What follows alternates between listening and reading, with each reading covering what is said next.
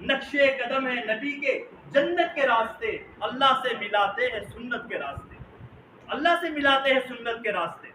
تو اس لیے حضرت امام حسین رضی اللہ تعالیٰ عنہ کہ ہمارے پاس ان کا کردار ہے، رول ہے۔ حضرت امام حسین رضی اللہ تعالیٰ واقعہ کربلا آپ دیکھیں کہ تیروں کی بارش جاری ہے، نیزوں کی بارش جاری ہے، تلواروں کی جھنکاریں ہیں، گھوڑے جو ہے وہ ہنہرا رہے ہیں، بھاگ رہے ہیں۔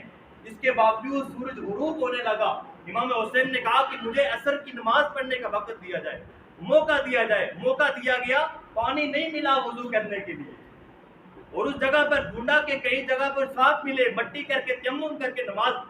فرمایا کہ پوری جگہ پر خون ایسا بکھرا ہوا تھا کہ مجھے وہاں پر تیمم کرنے کا بھی موقع نہیں ملا، جگہ نہیں ملی، دور جا کر تیمم کیا اور وہاں پر جا کر نماز عصر ادا کی۔ یہ امام حسین کا رول ہے۔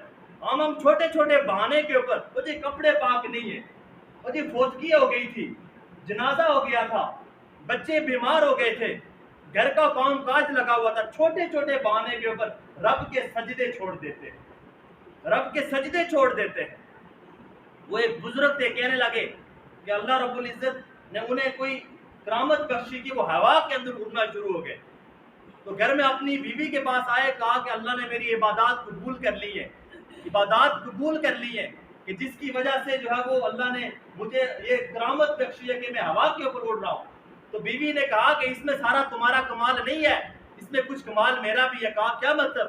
کہا کہ جو میں آٹا گوندتی ہوں ہمیشہ ہاتھ دھو کر اور بسم اللہ پڑھ کر گوندتی ہوں، اور جب بھی میں روٹی پکاتی ہوں، سالن بناتی ہوں، باوضو ہو کر بناتی ہوں۔ فرمایا یہ اس کا اثر ہے، اس کی وجہ سے اللہ نے تمہیں یہ کرامت سے نوازا ہے، اللہ نے تمہیں کرامت سے نوازا ہے۔ ہم کہتے ہیں بھائی حافظوں کو بلا کر قرآن خوانی کر لو، سال کے بعد ایک ختم پڑھا لو، ہمارے گھر کے اندر برکت ہو جائے گی۔ نہیں آ سکتی برکت، کہ جب تک گھر کا ہر فرد نمازی نہیں ہوگا اس وقت تک گھر کے اندر برکت نہیں آ سکتی۔ مولانا روم نے ایک مثال لکھی ہے، ایک عالم کے پاس ایک شخص آئے اور آ کر کہنے لگا حضرت کنویں کے اندر کتا گر کے مر گیا ہے، اب اس کنویں کو کیسے پاک کریں؟ تو اس عالم نے کہا بھائی سارا کا سارا پانی نکال دو، کنواں پاک ہو جائے گا۔ اب وہ جب سارا کا سارا پانی نکال دیا اور پھر جو نیا پانی آیا وہ ٹکورے میں ڈال کے اس عالم کے پاس لے گئے، کہا حضرت یہ ہم نے وہ پانی نکالا تھا، تو اس پانی کے اندر تھوڑے سے بال تھے۔ تو وہ عالم فرمانے لگے یہ بال کہاں سے آ گئے؟ کہا حضرت وہ کتے کے بال ہیں۔ کہا آپ نے کتا نہیں نکالا؟ کہا آپ نے تو پانی نکالنے کا کہا تھا، کتا نکالنے کا نہیں کہا تھا۔ کہا آپ نے تو وہ عالم کہنے لگے پاگلو، اگر پوری زندگی بھی تم پانی نکالتے رہو، جب تک کتا نہیں نکالو گے تمہارا پانی پاک نہیں ہوگا۔ جب تک ہم گھر کے اندر بے نمازی کا کتا نہیں نکالیں گے اس وقت تک ہمارے گھر کے اندر برکت نہیں ہو سکتی۔ جب تک ہم قرآن مجید کو چھوڑنے کا کتا نہیں نکالیں گے گھر سے اس وقت تک ہمارے گھر کے اندر برکت نہیں ہو سکتی۔ اللہ کے نبی نے فرمایا کہ جب مسلمان فرمایا کہ ایک مسلمان اور کافر کے درمیان جو فرق کرنے والی چیز ہے وہ الصلاۃ، نماز ہے، وہ نماز ہے۔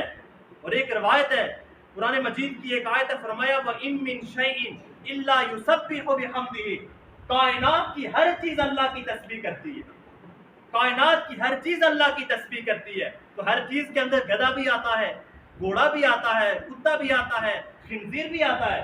تو فرمایا گدھے کی تسبیح کیا ہے؟ فرمایا گدھا یہ تسبیح کرتا ہے الحمدللہ الذی جعلنی حمارا ولم یجعلنی کلبا۔ گدھا یہ تسبیح کرتا ہے اے اللہ تیرا لاکھ لاکھ شکر ہے، تو نے مجھے گدھا بنایا ہے، کتا نہیں بنایا۔ یہ تسبیح کرتا ہے۔ اب کتے کی تسبیح کیا ہے؟ کتا کہتا ہے الحمدللہ الذی جعلنی کلبا ولم یجعلنی خنزیرا، اے اللہ تیرا لاکھ لاکھ شکر ہے کہ تو نے مجھے کتا بنایا ہے، خنزیر نہیں بنایا۔ اور خنزیر کی تسبیح کیا ہے آپ سنیں، رونگٹے کھڑے ہو جائیں گے۔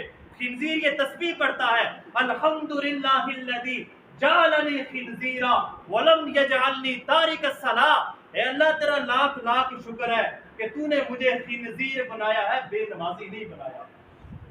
تو نے مجھے، اس کا مطلب یہ ہوا کہ ایک بے نمازی خنزیر سے بھی زیادہ بدترین ہے، خنزیر سے بھی زیادہ اس کا درجہ ہے کہ ایک وہ رب کے سجدے چھوڑ کر، وہ رب جو خالق اور مالک اور رازق ہے، جس نے ہمیں وجود بخشا، جس نے ہمیں نعمتیں دی، اس رب کے سجدے کا انکار کر دیتے ہیں۔ حضرت امام حسین نے واقعہ کربلا 1439 سال گزر گئے، 40 سال گزر گئے.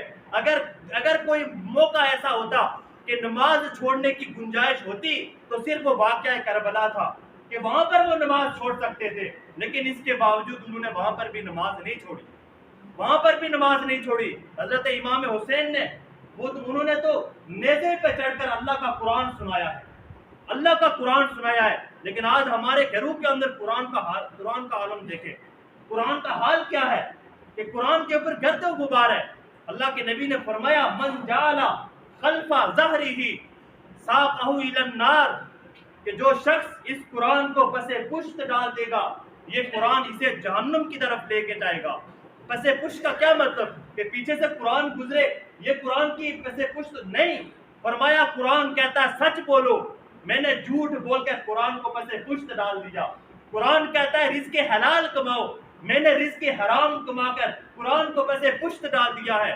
قرآن کہتا ہے گانے نہ سنو، میوزک نہ سنو، ان کانوں کو اللہ کے کلام کی تلاوت سناؤ. میں نے حرام سن کر، میوزک سن کر اپنے کانوں کو لذت دے کر قرآن کو پس پشت ڈال دیا ہے. قرآن کہتا ہے حرام نہ دیکھو، حرام نہ دیکھو. ہمارے موبائل کے اندر حرام پڑا ہے، ہم اس موبائل کے اندر حرام دے کر قرآن کو پس پشت ڈال دیتے ہیں. قرآن کہتا ہے ماؤں بہنوں بیٹیوں باپردہ ہو کر نکلو، لیکن آج کی میری بہن، میری بیٹی، میری ماں وہ لپسٹک لگا کر، وہ ہیئر سٹائل اپنا کر بازاروں کے اندر گھومتی ہے. اس نے قرآن کو پس پشت ڈال دیا ہے، اس نے قرآن کو پس پشت ڈال دیا ہے. اور فرمایا جو قرآن کو پس پشت ڈالے گا من جعل خلف ظہرہ ساقہ الی النار، وہ قرآن اسے جہنم کی طرف لے کے جائے گا. یہ قرآن جیسے ہمارے لیے نعمت ہے، کل یہ قرآن ہمارے لیے زحمت بھی ہو سکتا ہے. اگر ہم اس قرآن کو نہیں پڑھیں گے، اگر ہم اس قرآن کے مطابق عمل نہیں کریں گے، اگر ہم اللہ کو راضی کرنے کی کوشش نہیں کریں گے. اس لیے امام حسین رضی اللہ تعالیٰ عنہ کا جو واقعہ ہے وہ ہمارے لیے ایک رہنمائی مہیا کرتا ہے کہ انسان اپنے کردار کے اوپر محنت کرے، انسان اپنے عمل کے اوپر محنت کرے، وہ حق کی خاطر ڈٹ جائے. بازار شکست معلوم ہوگی لیکن اللہ کے ہاں وہ مقبول ہوگا، اللہ کے ہاں وہ مقبول ہوگا. اس لیے کہ لوگ مکھیوں کو نہیں یاد کیا کرتے، لوگ یاد کرتے ہیں پروانوں کو. اس لیے کہ مکھیاں تو مفادات کے پیچھے ہوتی ہیں، مکھیاں تو گندگی کے اوپر بیٹھتی ہیں، لیکن جو پروانہ ہوتا ہے وہ روشنی کی کوشش کرتا ہے، وہ روشنی کی خاطر اپنی جان قربان کر دیتا ہے. مکھیوں کو کوئی یاد نہیں کرتا لیکن پروانوں کو یاد کرتے ہیں. اس لیے ہم پروانے بن جائیں، کس کے؟ ہم پروانے بن جائیں موبائل کے نہیں، ہم پروانے بن جائیں اللہ اور اللہ کے رسول کے، ہم پروانے بن جائیں اللہ اور اللہ کے قرآن کے، ہم پروانے بن جائیں صحابہ کرام کے، ہم پروانے بن جائیں اولیاء اللہ کے. جب ہم ان کے ساتھ جڑ جائیں گے، ان کے ساتھ ہم اپنا تعلق مضبوط کر دیں گے، پھر دنیا کی کوئی حکومت، دنیا کا کوئی قانون وہ ہمیں شکست نہیں دے سکتا. اس لیے کہ رب کا قانون ہمارے ساتھ ہوگا، رب کی مدد ہمارے ساتھ ہوگی، اور جس کے ساتھ رب کی مدد ہوگی وہ دنیا کے اندر بھی کامیاب ہوگا اور آخرت کے اندر بھی کامیاب ہوگا. اللہ سے دعا ہے کہ اللہ رب العزت ہمیں امام حسین رضی اللہ تعالیٰ عنہ کی جو زندگی ہے اسے پڑھنے کی، سمجھنے کی اور اس پر عمل کرنے کی توفیق عطا فرمائے.